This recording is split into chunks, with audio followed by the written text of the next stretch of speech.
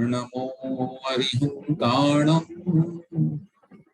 नमो सिद्धाणं नमो आयर्याणं नमो वज्रायाणं नमो लोये सव्वसाहूणं नानां विस्तरं वक्ष्ये स्वभावानां तथैव च पर्यायाणां विशेषेण नत्वा वीरं जिनेश्वरम्। पंच परमेष्टि भगवान की जय। देवादेव श्री 1008 ऋषभ देव भगवान की जय। परम पूज्य आचार्य प्रवर श्री देवसेन जी महाराज की जय। परम पूज्य आचार्य प्रवर श्री विद्यासागर जी महाराज की जय। परम पूज्य निर्यापक श्रवण पूज्य गुरुदेव श्री सुधा सागर जी महाराज की जय। द्वादशांग जिनवाणी माता की जय।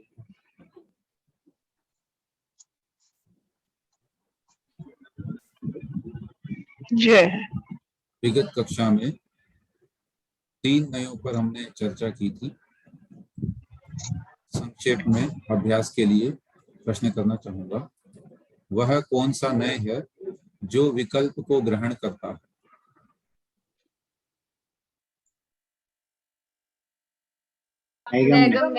नैगम। बिल्कुल। अर्थात संकल्प मात्र कर लेने से उस संकल्प में समाहित जितने विकल्प हैं उनको भी वो ग्रहण कर लेता है। कौन सा नय है जो भेद करता है? व्यवहार में। संग्रह नय की क्या विशेषता है? जो नए अभेद रूप से संपूर्ण वस्तु समूह को जाति बोधक है। जाति बोधक। बिल्कुल बिल्कुल, है ना। जो नए अभेद रूप से संपूर्ण वस्तु समूह को अर्थात जाति के रूप में कलेक्शन के रूप में जो है उसको ग्रहण करे, कलेक्टिव नाउन कह सकते हैं। इस तरह से जो कहता है वह कहलाता है संग्रह नय। संग्रह नय के माध्यम से कथन करने पर उस जो शब्द है उस शब्द के अंतर्गत समाहित अनेक विकल्प उसमें या उसके जो भेद हैं वो सब उसमें आ जाएंगे, तो वह अभेद रूप में ग्रहण करेगा। चलिए, प्रश्न है, संसारी जीव ऐसा कहना यह किस नय का कथन है? संग्रह नय का। देखिए, इसको हम संग्रह नय भी कह सकते हैं और इसे हम व्यवहार नय भी कह सकते हैं। व्यवहार नय इस अपेक्षा से कि क्योंकि जीव द्रव्य के इसने भेद कर दिए, यहाँ भेद की बात आ गई। संसारी जीव, है ना। संसारी मतलब मुक्त। और अगर हम ऐसा कह दें स्पष्ट रूप से संसारी एवं मुक्त जीव, तब तो आप कह सकते हैं कि बिल्कुल व्यवहार नय की ही बात की जाती है। चलो, अब हम आगे बढ़ते हैं, अथवा एक प्रश्न और कर लेते हैं जो एक नय बच गया था।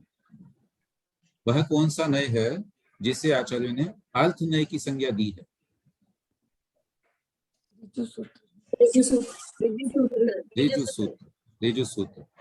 ऋजु सूत्र नय पदार्थ की कैसी अवस्था को ग्रहण करता है?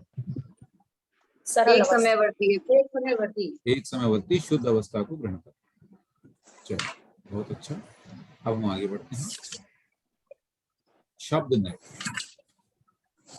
जो नय शब्द अर्थात व्याकरण से प्रकृति और प्रत्यय द्वारा सिद्ध अर्थात निष्पन्न शब्द को मुख्य कर विषय करता है वह शब्द नय है ना। इस नय का नाम है शब्द, और व्याकरण शास्त्र को शब्द शास्त्र या शब्दानुशासन भी कहते हैं, है ना।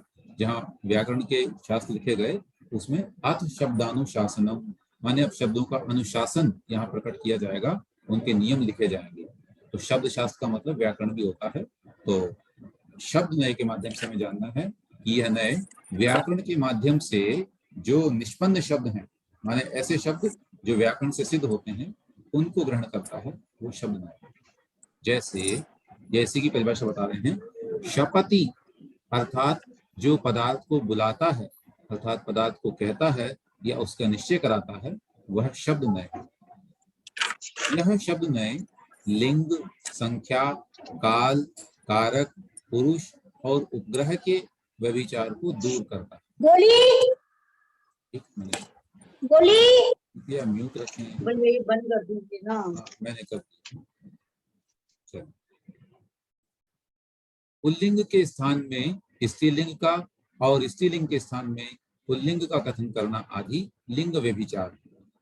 जैसे तारका स्वाति ही, स्वाति नक्षत्र तारका है, ऐसा कथन किया गया। अब यहाँ पर तारका शब्द स्त्रीलिंग है और स्वाति शब्द पुल्लिंग है, अतः स्त्रीलिंग शब्द के स्थान पर पुल्लिंग शब्द का कथन करने से लिंग व्यभिचार है। अर्थात तारका शब्द स्त्रीलिंग है, उसके साथ में पुल्लिंग स्वाति शब्द का प्रयोग किया गया है, जो व्याकरण के अनुसार ठीक नहीं है। अतः यह नए जो है उस दोष को दूर करेगा। एक वचन आदि के स्थान पर द्विवचन आदि का कथन करना, ये संख्या व्यभिचार है ना। विभिन्न व्यभिचारों की बात कर रहे हैं। सबसे पहले लिंग की बात कर दी गई है। संस्कृत भाषा में या कोई भी भाषा व्याकरण की हो, उसमें 3 प्रकार के लिंग कहे जाते हैं, पुल्लिंग, स्त्रीलिंग और नपुंसक। तो यहाँ पर उनके दोषों को वो दूर कर रहा है। इसी प्रकार संख्या, जैसे नक्षत्रम पुनर्वसु। अब पुनर्वसु एक नक्षत्र है, यहाँ पर नक्षत्र शब्द एक वचनांत है और पुनर्वसु शब्द द्विवचनांत है, इसलिए एक वचन के साथ में द्विवचन का कथन करने से संख्या व्यभिचार है।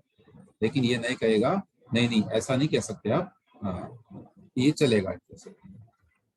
भूत आदि काल के स्थान में भविष्य आदि का कथन करना ये काल व्यभिचार है। जैसे विश्व दश्वास्य पुत्रो जनिता, एक ये वाक्य बनाया संस्कृत में, इसका अर्थ हुआ जिसने समस्त विश्व को देख लिया है ऐसा इसको पुत्र होगा। अब जो देख लिया है वो तो भूतकाल की क्रिया हो गई, और पुत्र होगा वो हो गई भविष्य काल की। तो विश्व दश्वा अस्य पुत्रो जनिता, विश्व को देख लिया है जिसने, ऐसा इसके बेटा होगा। तो यहाँ पर विश्व दश्वा शब्द भूतकालीन है और जनिता ये भविष्यकालीन है। अतः भविष्य अर्थ के विषय में भूतकालीन प्रयोग करना काल व्यभिचार है। इसी प्रकार कारक की बात कर रहे हैं। एक कारक के स्थान पर दूसरे कारक का प्रयोग करने को साधन या कारक व्यभिचार कहते हैं। उसी तरह उत्तम पुरुष के स्थान पर मध्यम पुरुष, मध्यम पुरुष के स्थान पर उत्तम पुरुष आदि के प्रयोग करने को पुरुष व्यभिचार कहते हैं। पुरुष माने पर्सन, अंग्रेजी में आप बोलते हैं first person, second person, third person, ऐसे संस्कृत भाषा में उत्तम, मध्यम और प्रथम पुरुष या अन्य पुरुष हुआ करते हैं। इस प्रकार जितने भी लिंग आदि व्यभिचार हैं वे सभी अयुक्त हैं, क्योंकि अन्य अर्थ का अन्य अर्थ के साथ संबंध नहीं हो सकता। इसलिए जैसा लिंग हो, जैसी संख्या हो, जैसा साधन हो, उसी के अनुसार शब्दों का कथन करना उचित है। ये शब्द नय की बात हुई, और यहाँ पर इसमें यही कहना चाहिए कि व्याकरण के अनुसार ही हमें उसका प्रयोग करना चाहिए। अब यहाँ पर ये जो शब्द आए हैं, काल व्यभिचार के कहे आपको, या संख्या व्यभिचार कहा, लिंग व्यभिचार कहा, उसका कारण क्या है? क्योंकि व्याकरण में कुछ शब्द हैं वो नियत लिंगी हैं, ठीक है। जैसे तारका स्वाति ही, और स्वाति शब्द ये पुल्लिंग है, नियत है, इसको आप उसमें नहीं बना सकते स्त्रीलिंग में। तो नियत लिंगी शब्दों का प्रयोग उसी रूप में करना पड़ेगा, आप वहां पर उसका स्त्रीलिंग का प्रयोग नहीं कर सकते। अतः व्याकरण की दृष्टि से ये दोष को प्राप्त नहीं होगा। ये नए जो है व्याकरण के द्वारा जो दोष नजर आ रहे हैं उनको दूर करने का कार्य करता है, ऐसा ये शब्द नय है। चलो आगे हम बढ़ते हैं। समविरूढ़ नय, ठीक है ना, ध्यान रखना है। कल हम लोगों ने जो नए पढ़े थे उसमें ऋजु सूत्र नय को अर्थ नय कहा था, उसके उपरांत अब यहाँ जो चर्चा चल रही है जिसमें से हमने पढ़ लिया शब्द नय, फिर समविरूढ़ और एवं भूत, ये तीनों व्यंजन नय है, ठीक है ना। तो देखिए इसमें से समविरूढ़ नय, आगे सूत्र 201 में इसकी परिभाषा आएगी। परस्परेण अभिरूढ़ाः समविरूढ़ाः शब्द भेदे अपि अर्थ भेदो नास्ति यथा शक्रः इंद्रः पुरंदरः इत्यादयः समविरूढ़ाः। अर्थात परस्पर में अभिरूढ़, अभिरूढ़ हो जाता है ना, मतलब जिस अर्थ में वो प्रसिद्ध हो जाते हैं, उन शब्दों को ग्रहण करने वाला नय समविरूढ़ नय कहलाता है। इस नय के विषय में शब्द भेद रहने पर भी अर्थ भेद नहीं है। जैसे शक्र, इंद्र और पुरंदर, ये तीनों ही शब्द देवराज के पर्यायवाची होने से देवराज मतलब जो इंद्र है उसमें अभिरूढ़ है ना। किंतु यहाँ विशेष आया इसमें सोलापुर से प्रकाशित नए चक्र की पृष्ठधारा पर लिखा है शब्द भेदो अपि अर्थ भेदो भवति एव इति, अर्थात शब्द भेद होने पर अर्थ भेद होता है। अस्तु, जरा देखें इसमें जय धवल जी में भी कहा गया है शब्द भेद से जो नाना अर्थ में अविरूढ़ है, अर्थात शब्द भेद से अर्थ भेद मानता है, वह समविरूढ़ नय है। दो अलग अलग मान्यताएं आ रही इसमें। जैसे एक ही देवराज ईंधन क्रिया का कर्ता होने से, अर्थात आज्ञा और ऐश्वर्य आदि से युक्त होने से इंद्र कहलाता है, और वही देवराज शकनाथ अर्थात सक्षम है, सामर्थ्य वाला होने के कारण शक्र कहलाता है, और वही देवराज पुर अर्थात नगरों को धारण करने वाला माने विभाग करने वाला होने के कारण पुरंदर कहलाता है। ये तीनों शब्द शक्र, इंद्र और पुरंदर, ये तीनों शब्द भिन्न भिन्न अर्थ से संबंध रखते हैं, इसलिए एक अर्थ के वाचक नहीं है। तो आशय यह है कि अर्थ भेद के बिना पदों में भेद बन नहीं सकता है, इसलिए पद भेद से अर्थ भेद होना ही चाहिए। इस अभिप्राय को स्वीकार करने वाला नय समविरूढ़ नय है। अनेकार्थी शब्द जी, तो एक ही व्यक्ति में वो सिद्ध हो सकते हैं, लेकिन वह अलग अलग अर्थों के साथ में प्रयोग होते हैं। हाँ, प्रसंग के साथ बदलते। इस समविरूढ़ नय में पर्यायवाची शब्द नहीं पाए जाते हैं, क्योंकि यह नय प्रत्येक पद का भिन्न अर्थ स्वीकार करता है। इसको हम पर्यायवाची नहीं कहेंगे, अपितु उसमें ऐसी विशेषता है, उसमें ईंधन क्रिया पाई जा रही है, शक्र क्रिया, उसमें शक्ति पाई जा रही है, इसी प्रकार से पुरंदर की जो विशेषता है उसमें पाई जा रही है, इस कारण उसको हमने शक्र इंद्रिया पुरंदर कह दिया। इस नय की दृष्टि में दो शब्द एक अर्थ में रहते हैं, ऐसा मानना भी ठीक नहीं है ना। वो एक अर्थ नहीं बता रहे, क्योंकि भिन्न दो शब्दों का एक अर्थ में सद्भाव मानने में विरोध आता है। फिर दो बनाने की जरूरत ही क्या थी, वो बिल्कुल अलग अलग अर्थ वाले शब्द। यदि कहा जाए कि उन दोनों शब्दों में समान शक्ति पाई जाती है इसलिए वे एक अर्थ में रहते हैं, तो ऐसा कहना भी ठीक नहीं है, क्योंकि यदि भिन्न दो शब्दों में सर्वथा समान शक्ति मानी जाए तो फिर वे दो नहीं रहेंगे, एक हो जाएंगे। उनमें डिफरेंस है, इसीलिए वो दो हैं। इसलिए जब वाचक शब्दों में भेद पाया जाता है तो उनके वाच्य भूत अर्थ में भी भेद होना ही चाहिए। तो इस प्रकार यहाँ समविरूढ़ नय का मतलब ये हुआ कि जिस समय आप जिस शब्द को प्रयोग कर रहे हैं उस अर्थ का उसमें सद्भाव पाया जाना चाहिए, उस व्यक्ति में ऐसी विशेषता पाई जानी चाहिए, अन्यथा आप उसको वैसा नहीं कर पाएंगे। श्री पूज्यपाद आचार्य ने कुछ पूछना चाह रहे हैं शायद नमिता जी, बोलिए। जय जिनेन्द्र भैया जी इसमें दोनों मतों में से कौन सा मत अधिक मान्य माने, क्योंकि अब अपन ने तो फर्स्ट केस ही पढ़ा था अभी तक तो कि इस नए चक्र में शब्द भेद रहने पर भी अर्थभेद नहीं होता है। हाँ, आज वाला ही मानेंगे। देखिए जयदेवला जी का भी उन्होंने उल्लेख किया है, अतः उसी को हम जयदेवला और पूज्यपाद स्वामी और ये नए चक्र तीनों वाला मानना पड़ेगा ना अपने को। जी जी, आगे देखते हैं। सर्वा सिद्धि में भी कह रहे हैं वो, नाना अर्थों का समविरोहण करने वाला नय समविरूढ़ नय है, क्योंकि जो नाना अर्थों को सम अर्थात छोड़कर प्रधानता से एक अर्थ में रूढ़ होता है वह समविरूढ़ नय। जैसे वो, इस शब्द के वचन आदि अनेक अर्थ पाए जाते हैं। वो शब्द के अनेक अर्थ हैं, गाय भी होता है, भूमि भी होता है, पृथ्वी जो है, और इसी प्रकार वचन आदि भी होता है। तथापि वह पशु अर्थ में रूढ़ है ना। गो कहने से हमें गाय नामक जो पशु है उसी का बोध होता है, वही हमारी बुद्धि में उपस्थित होता है। अथवा अर्थ का ज्ञान कराने के लिए शब्दों का प्रयोग किया जाता है। एक अर्थ का ज्ञान एक शब्द के द्वारा हो जाता है, अतः इस नय की दृष्टि में पर्यायवाची शब्दों का प्रयोग निरर्थक है। यदि शब्दों में भेद है तो अर्थ भेद अवश्य है। इस प्रकार नाना अर्थों का समविरोहण करने वाला समविरूढ़ नय है। जैसे इंद्र, शक्र और पुरंदर, ये तीनों शब्द होने से इनके अर्थ भी तीन हैं। इंद्र का अर्थ ऐश्वर्यवान, शक्र का अर्थ सामर्थ्यवान और पुरंदर का अर्थ नगर का विभाग करने वाला। कुल मिलाकर के आप किसी एक व्यक्ति के लिए जब शब्द का प्रयोग कर रहे हैं तो एक ही शब्द का प्रयोग करें, एक साथ तीनों शब्दों का प्रयोग उसके लिए न करें, ठीक है ना। पर्यायवाची शब्दों का प्रयोग निरर्थक है माने उसको हम नहीं करेंगे, अलग अलग शब्दों का प्रयोग ही उसके लिए करेंगे। कोई ऐसा नहीं कहेगा कि इंद्र शक्र पुरंदर गच्छति, माने ये इंद्र शक्र और पुरंदर जा रहा, ऐसा नहीं कह सकते। इनमें से जो शब्द उसमें उसकी सार्थकता को बता रहा है वैसा ही प्रयोग किया जाता है। अंतिम नय है एवं भूत नय। जिस नय में वर्तमान क्रिया की प्रधानता होती है वह एवं भूत नय है। एवं भूत माने इस प्रकार हो रहा है, ये शब्द ही कह रहा है एवं भूत। तो जिस शब्द का जिस क्रिया रूप अर्थ है तद्रूप क्रिया से परिणत समय में ही उस शब्द का प्रयोग करना युक्त है, अन्य समय में नहीं। ऐसा जिस नय का अभिप्राय है वह एवं भूत नय है। प्रश्न है समविरूढ़ शब्द का शाब्दिक अर्थ क्या है? समविरूढ़ का लिख दिया ना मैं कि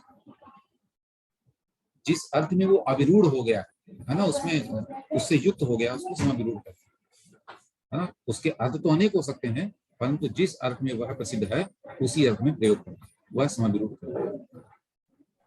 भैया जी अभी अपन ने पढ़ा था कि सम यानी छोड़कर,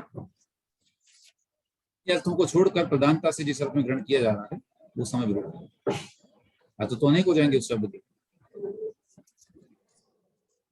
जैसे गो शब्द को उदाहरण दिया ना कि गो के अनेक अर्थ हैं, फिर भी हम गो कहते हैं, गाय क्यों समझते हैं? क्योंकि वह प्रधान है, शेष अन्य गौण है। जैसे गो का मतलब होता है गच्छति इति गो, जो कोई भी गमन करता है वो गो कहलाता है। अब गमन तो सब करते हैं लेकिन फिर भी गाय में ही हुआ। ये जय जिनेन्द्र भैया जी, ये शब्दार्थ परिवर्तन है। जैसे पहले जो कुश को लाता था वो कुशाग्र कहलाता था, क्योंकि कुश को लाना एक बहुत माने उसका कुशलता का काम था। आज वो बुद्धि के परिचायक में हो गया, जो बुद्धि में कुशल होता है, निष्णात होता है, उसको कुशाग्र कहते हैं। कुशाग्र बुद्धि वाला, उस अर्थ में रूढ़ हो गया मतलब वही है। तो ऐसे ही समविरूढ़ माने वह अविरूढ़ हो जाते हैं, उसमें प्रसिद्ध हो जाते हैं। प्रसन्न, बिल्कुल। अस्तु। इस नय में पदों का समास नहीं होता क्योंकि जो स्वरूप और काल की अपेक्षा भिन्न है उनको एक मानने में विरोध आता है। यदि कहा जाए कि पदों में एक काल वृत्ति रूप समास पाया जाता है तो ऐसा कहना भी ठीक नहीं है, क्योंकि पद क्रम से ही उत्पन्न होते हैं। पद जो है वो क्रम से ही उत्पन्न होते हैं और वे जिस क्षण में उत्पन्न होते हैं उसी क्षण में विनष्ट हो जाते हैं। इसलिए अनेक पदों का एक काल में रहना नहीं बन सकता। इस नय की अपेक्षा हम समास नहीं बना सकते हैं शब्दों का मिला। तथा इस नय में जिस प्रकार पदों का समास नहीं बन सकता है उसी प्रकार घ ट आदि वर्णों का समास भी नहीं बन सकता, क्योंकि अनेक पदों के समास मानने में जो दोष कहाए हैं वे सब दोष अनेक वर्णों के समास मानने में प्राप्त होते हैं। इसलिए एवं भूत नय की दृष्टि में एक ही वर्ण एक अर्थ का वाचक है, ऐसा श्री जयप्रभा जी में आया। संक्षेप इतना कहना है कि वर्तमान क्रिया की प्रधानता से ही उसको हम एवं भूत नय कहेंगे। जैसा कहा ना कि जिस समय जो कोई पूजा करता है उसको पुजारी कहना, वही व्यक्ति जब कुछ और क्रिया कर रहा है तो उसको उस मतलब उसमें दुकान पे बैठा तो सेठ जी कहना, अन्य अन्य जो भी कार्य कर रहा है उसके अनुसार उसका व्यवहार करना। तो ये एवं भूत नय के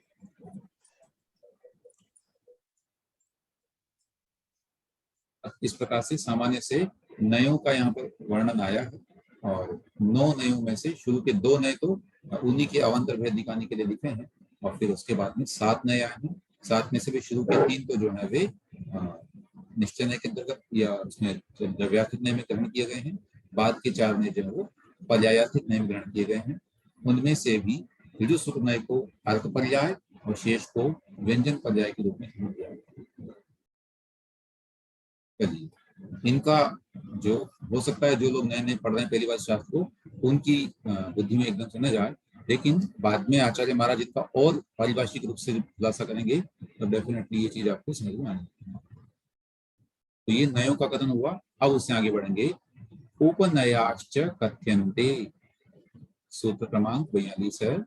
उपनयाश्च कथ्यन्ते अर्थात और उपनयों का कथन किया जाता है।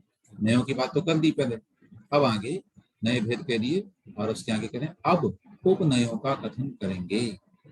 ये उपनय क्या चीज है, प्रश्न आएगा मन में। नए तो समझ में आ गए, प्रमाण भी समझ में आ गया, अब ये उपनय कौन सी नई चीज है? उत्तर कह रहे हैं आचार्य, नयानाम समीपा उपनयाः, नयानाम समीपा उपनयाः, अर्थात जो नयों के समीप हैं वे उपनय कहलाते हैं।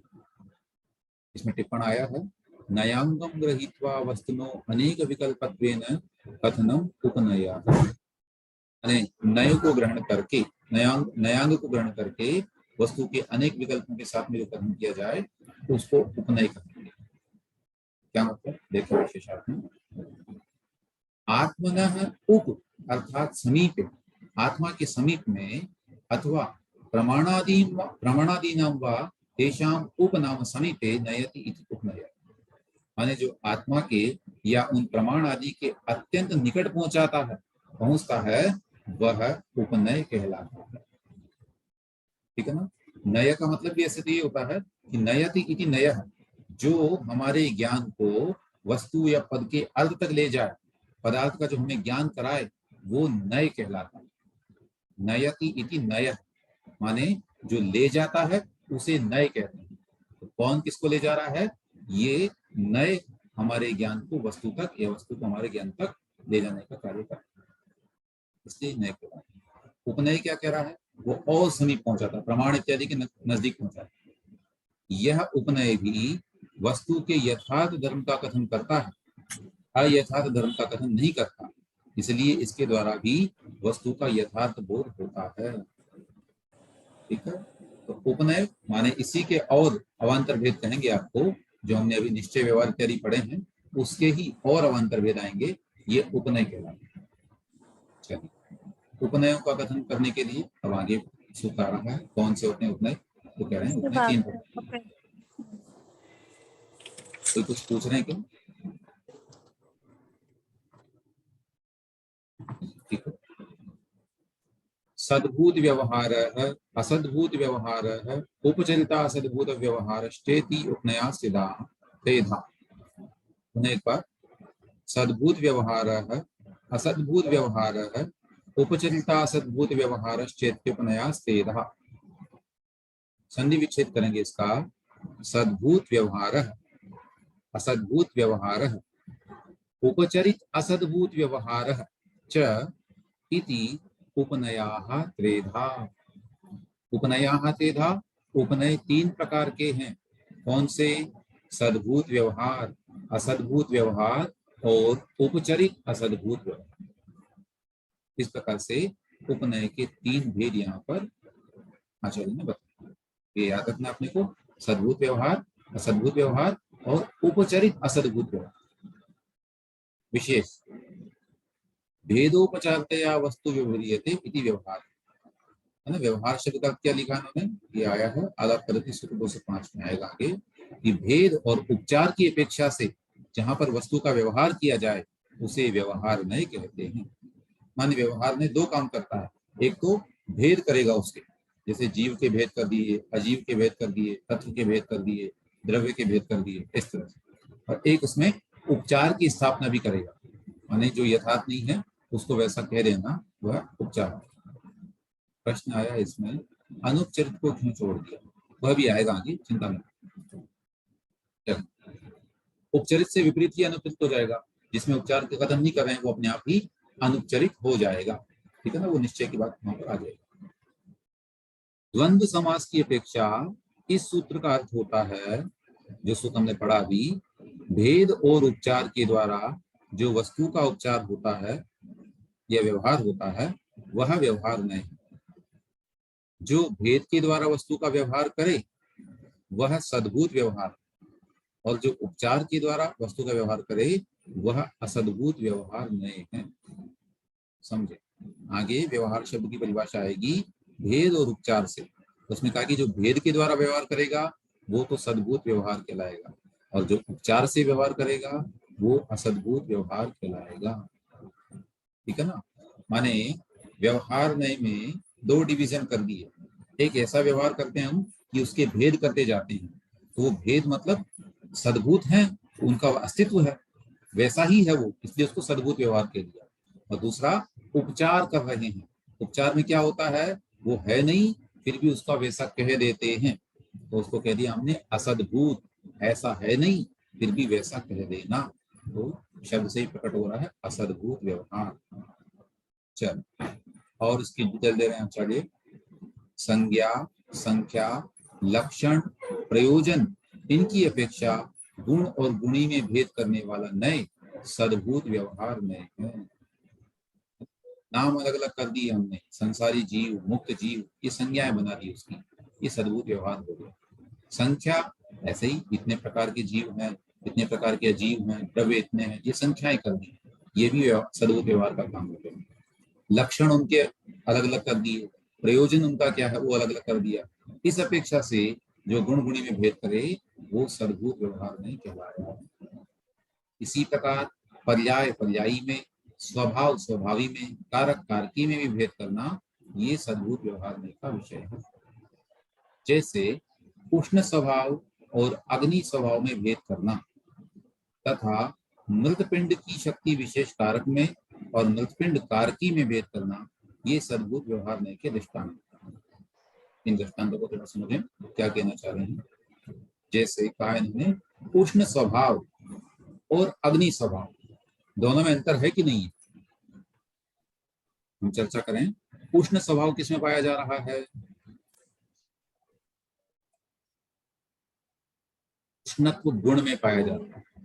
समझ लो, उष्ण स्वभाव किसका है, अग्नि का नहीं है, उसके अंदर जो उष्ण गुण है उसका स्वभाव है उष्ण स्वभाव, और अग्नि का जो स्वभाव है उसमें अंतर हो जाएगा।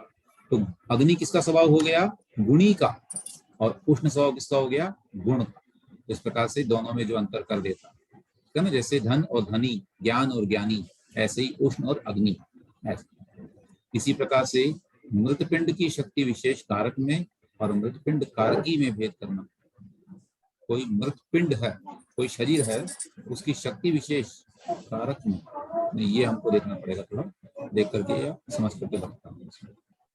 चलिए, अभी तक हम जो समझ पा रहे हैं सद्भूत व्यवहार, असद्भूत व्यवहार और उपचरित असद्भूत व्यवहार, ये तीन भेद किए यहाँ पर। उसमें से भी सद्भूत की परिभाषा बता दी आचार्य ने कि जो संज्ञा, संख्या इत्यादि की अपेक्षा बात करेगा, है ना, अथवा जो भेद की दृष्टि से बात करेगा, जो भेद करेगा वो अंतर करेगा उनमें, उनके भेद प्रभेद बताएगा, वो सद्भूत व्यवहार। और जो उपचार की अपेक्षा बात करेगा वह असद्भूत व्यवहार नहीं कहलाता। भैया जी, इसमें भेद से जो व्यवहार करेगा वो सद्भूत करेगा, और जो उपचार से करेगा उसको उपचरित का। तो असद्भूत को अभेद व्यवहार, जो अभेद से कथन करे अपन, क्या ऐसा बोल नहीं, सकते नहीं, हैं नहीं, क्या? नहीं, क्योंकि अभेद से कथन तो निश्चय का चला जाएगा मैटर। समझें, जी व्यवहार नए में, व्यवहार नए में दो तरह की बात की जा रही है। एक तो हम भेद प्रभेद कर रहे हैं उसके, ठीक है ना, सम्यक दर्शन, सम्यक ज्ञान, सम्यक चारित्र इत्यादि कहना, वो सद्भूत में आएगा, वो सद्भूत में आ गया। और एक हमने कह दिया कि गृहस्थो मोक्ष मार्गस्थ हो, गृहस्थी भी मोक्ष मार्गी है, ये जो कथन किया ये कैसा है, उपचार कथन है कि नहीं। तो फिर यहाँ आचार्य भगवान ने यहाँ दो कथन क्यों किया, उपचरित और असद्भुत व्यवहार को क्यों कहा? यदि असद्भुत व्यवहार में अपन अभेद का कथन करते हैं तो वो निश्चय में चला जाएगा, तो इन दोनों में फर्क क्या रहा, असद्भुत में और निश्चय में? नहीं, तो अभेद की बात कर ही कौन रहा है यहाँ, तो हमने ये कहा उपचार। जैसे मैंने उदाहरण दिया आपको कि लिखा ना, गृहस्थो मोक्ष मार्गस्थो, घर में स्थित व्यक्ति जो है, चतुर्गुण शांति श्रावक जो है, उसको भी मोक्ष मार्गी कहा। कैसे कहा, उपचार से। तो ये कौन सा नहीं कह रहा, ये कौन सा नहीं कह रहा, उपचरित असद्भुत नहीं, असद्भुत पे आप मत जाइए, अभी मैं कह रहा हूँ, अभी आप कह रहे हैं उपचार से हमने कथन किया नए वाला, तो ये कौन से नए का, निश्चय नए का वर्णन है कि व्यवहार नए का वर्णन? व्यवहार का, व्यवहार का डेफिनेटली।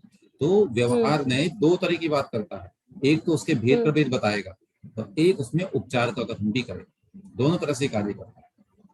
व्यवहार दो प्रकार, एक जो भेद करे और एक जो उपचार करे। मेरा सवाल ये है कि भेद वाला तो अलग हो गया, सद्बुद्ध व्यवहार न्याय, पर उपचार वाले में दोनों लेना पड़ेगा, असद्बुद्ध व्यवहार न्याय और उपचरित असद्बुद्ध व्यवहार न्याय। तो फिर इन दोनों में फर्क कैसे लगेंगे जब दोनों में उपचार से कथन करना है? तो ये आपका प्रश्न होना चाहिए, इसका खुलासा आगे आएगा, अभी आया नहीं तो भी करते हैं, ठीक है ना। अभी प्रश्न पूरा नहीं हुआ हमारा, ये वर्णन पूरा नहीं हुआ इसका। चलिए ठीक है, इसको आगे देखते हैं अपन। अन्यत्र प्रसिद्ध धर्म का अन्यत्र समारोह करने वाला असद्भूत व्यवहार न्याय, यानी जो धर्म किसी और में प्रसिद्ध हो, जैसा कि मोक्ष मार्ग मुनिराजों में प्रसिद्ध है, लेकिन हमने गृहस्थों में आरोप किया उसका, इसको कहा हमने असद्भूत। जैसे उदाहरण दे रहे हैं, उद्गल आदि में जो धर्म है, उसका जो स्वभाव है, उसका जीव आदि में समारोह करना। अब इसके 9 भेद हो जाते हैं। द्रव्य में द्रव्य का उपचार, पर्याय में पर्याय का उपचार, गुण में गुण का उपचार, द्रव्य में गुण का उपचार, द्रव्य में पर्याय का, गुण में द्रव्य का, गुण में पर्याय का, और पर्याय में द्रव्य का तथा पर्याय में गुण का। माने ये 3 होते हैं, द्रव्य गुण पर्याय, और तीनों को 3 से मल्टीप्लाई करेंगे तो 9 कोटि आ जाएगी। जैसे हम कहते हैं ना कृतकार्जन मोदना को जब आपस में मल्टीप्लाई करते हैं मन वचन काया से, तो 9 गुणे हो जाते हैं। ऐसे यहाँ पर आपस में इनको मल्टीप्लाई करेंगे, द्रव्य में द्रव्य, द्रव्य में गुण, द्रव्य में पर्याय, फिर पर्याय में पर्याय, पर्याय में गुण, इस तरह से मिलाकर ये 9 हो जाए। यह 9 प्रकार का उपचार असद्भूत व्यवहार न्याय का विषय है। एग्जाम्पल, जैसे उद्गल में जीव का उपचार, अर्थात पृथ्वी आदि उद्गल में एकेंद्रीय जीव का उपचार करना। हमने पृथ्वी इत्यादि को क्या कहा कि यह एकेंद्रीय जीव है। अरे वो जीव थोड़ी है, जीव तो उसकी आत्मा के अंदर जो विद्यमान आत्मा वो है, लेकिन फिर भी हम क्या कहते हैं कि ये एकेंद्रीय जीव है। ये जो पेड़ पौधे, इसको हम क्या कहते हैं, ये एकेंद्रीय जीव है। पानी को हमने कह दिया एकेंद्रीय जीव है, तो वो है तो उद्गल, फिर भी उसमें जीव का उपचार किया जा रहा है। तो ये पहला वाला उपचार हो गया है, द्रव्य में द्रव्य का उपचार, उद्गल द्रव्य में जीव द्रव्य का उपचार हो गया। दूसरा उदाहरण दे रहे हैं, दर्पण रूप पर्याय में अन्य पर्याय रूप प्रतिबिंब का उपचार। दर्पण रूप पर्याय में अन्य पर्याय रूप प्रतिबिंब का उपचार। दर्पण में कोई दिखाई दे रहा है, हम क्या कहते हैं, ये भगवान की तस्वीर दिख रही है, यह स्वयं गुरु जी की तस्वीर दिख रही है। सामने मान लीजिए दर्पण के सामने तो विराजमान है बिंब, वो दिख रहा है, हम क्या कहते हैं, ये अमुक व्यक्ति है या अमुक भगवान है, जो भी है सामने जो दिख रहा है, तो उसमें हमने उसका उपचार किया। तो पर्याय में पर्याय का ही उपचार हुआ। समझना इसको, हम स्वयं दर्पण में देख रहे हैं, तो जो दर्पण में दिखाई दे रहा है वो कौन है, इसकी प्रतिछाया।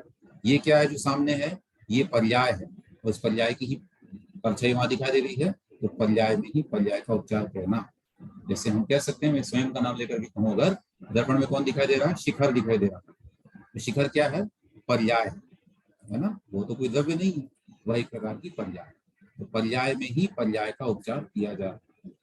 वास्तव में वहां पर दर्पण के अंदर वो स्वयं पर्याय घुस नहीं गई है, लेकिन उसका उपचार करते हैं। तो ये हो गया पर्याय में पर्याय का उपचार। जैसे इसमें लिखा इन्होंने, किसी के प्रतिबिंब को देखकर जिसका वह प्रतिबिंब है उसको उस प्रतिबिंब रूप बतलाना कि यह तो वो व्यक्ति है, ऐसा। तीसरा, मति ज्ञान मूर्त है। यहाँ विजाति ज्ञान गुण में विजाति मूर्त गुण का आरोपण। अगर कोई कहे कि मति ज्ञान तो मूर्त है, क्योंकि संसारी अवस्था में पाया जा रहा है, इस तरह से मति ज्ञान को मूर्त कहना, ये ज्ञान गुण में मूर्त गुण का आरोपण हुआ। तो तीसरे प्रकार का हो गया गुण में गुण का उपचार। जबकि मति ज्ञान, ज्ञान तो ज्ञान हो, वो कैसा मूर्तिक हो सकता है, लेकिन इंद्रिय और मन की सहायता से हो रहा है, स्थूल रूप से दिखाई दे रहा है, आता है, उसको हम कदाचित मूर्तिक कह दें, तो यह आरोप हुआ, और इस प्रकार से गुण का उपचार ये हो गया। चौथा है, जीव अजीव ज्ञेय है ऐसा कहना, अर्थात ज्ञान के विषय है। यहाँ जीव अजीव द्रव्य में ज्ञान गुण का उपचार हो गया, तो द्रव्य में गुण का उपचार। तो ये उपचारों का कथन चल रहा है, अनेक प्रकार से उपचार होते हैं, टोटल इसमें 9 लिखे हैं उन्होंने, तो उसमें से हमने ये 4 अभी समझे हैं। द्रव्य में द्रव्य का, पर्याय में पर्याय का, गुण में गुण का, अब उसके उपरांत आ गया है द्रव्य में गुण का उपचार। ये कह दिया हमने कि जीव अजीव क्या है, ज्ञान के विषय। ज्ञान के विषय होते ही वो क्या बन गए, गुण के उपचार हो गए। तो है परमाणु बहुप्रदेशी है, अर्थात परमाणु उद्गल द्रव्य में बहुप्रदेशी पर्याय का उपचार है ना? यहाँ 5वें के अंदर क्या है, द्रव्य में पर्याय का उपचार। तो उद्गल तो क्या हो गया, द्रव्य, फिर उसको कहा हमने बहुप्रदेशी। तो बहुप्रदेशी क्या अवस्था है, ये तो उसकी स्कंद की अवस्था, पर्याय की अवस्था है। हमने परमाणु नाम के द्रव्य में बहुप्रदेशी पर्याय का उपचार कर दिया।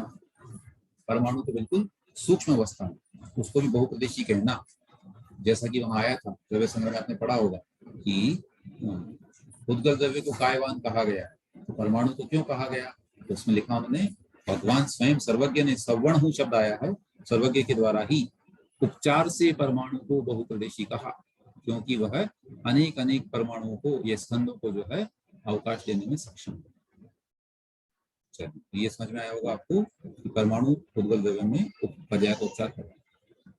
छठा है श्वेत प्रासाद। क्या करेंगे यहाँ पर, पहले समझ लें, गुण में द्रव्य का उपचार। श्वेत प्रासाद, सफेद महल, सामने संगमरमर का महल है, उन्होंने कहा श्वेत प्रासाद।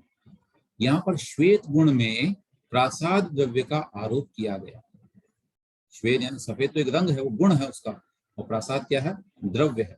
तो गुण में प्रासाद नामक द्रव्य का आरोप किया गया और कह दिया कि ये श्वेत प्रासाद, तो गुण में द्रव्य का आरोप, ऐसा कथन करा। इसी प्रकार ज्ञान गुण के परिणमन में ज्ञान पर्याय का ग्रहण,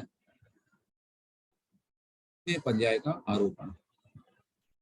ज्ञान गुण के परिणमन में, जब ज्ञान गुण परिणमन कर रहा हो, उसमें ज्ञान रूप पर्याय, दो प्रकार की चीज हो गई उसमें। तो ज्ञान गुण भी है और उसके अंतर्गत पर्याय भी पाई जा रही है, इस गुण की प्रतिक्षण, तो उसमें ज्ञान पर्याय को ग्रहण करना, ये गुण में पर्याय का आरोपण हुआ। उसके उपरांत है स्कंद को उद्गल द्रव्य कहना। कोई भी उद्गल का स्कंद है, टुकड़ा है, उसको हमने कहा ये उद्गल है, तो ये पर्याय में द्रव्य का उपचार हो गया, ठीक है ना।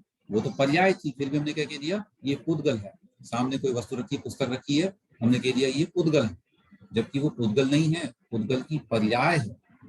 फिर भी साक्षात उद्गल कह देना, तो पर्याय में द्रव्य का आरोप कर दिया, उपचार कर दिया। तो ऐसे कथन संसार भर में पाए जाते हैं, उपचार कथनों से हमारा व्यवहार चला करता है, ऐसा ये नए हैं। अंत में इसका शरीर रूपवान है, ऐसा कहना। यहाँ पर शरीर रूप पर्याय में रूपवान गुण का उपचार किया गया है। तो आचार्य ने कितना सुंदर ये वर्णन किया है, 9 प्रकार से उपचार बताए हैं। द्रव्य में गुण, गुण में द्रव्य, द्रव्य में पर्याय, गुण में पर्याय, इस तरह से द्रव्य गुण और पर्याय, इन तीनों के माध्यम से संसार भर में व्यवहार चला करता है, उपचार किया करते हैं, है ना। 1-2 एग्जाम्पलों से आपको समझ में आया होगा कि हम भी ऐसा व्यवहार में किया करते हैं। अस्तु, ये समय थोड़ा ओवर हो गया है, अतः आज इतना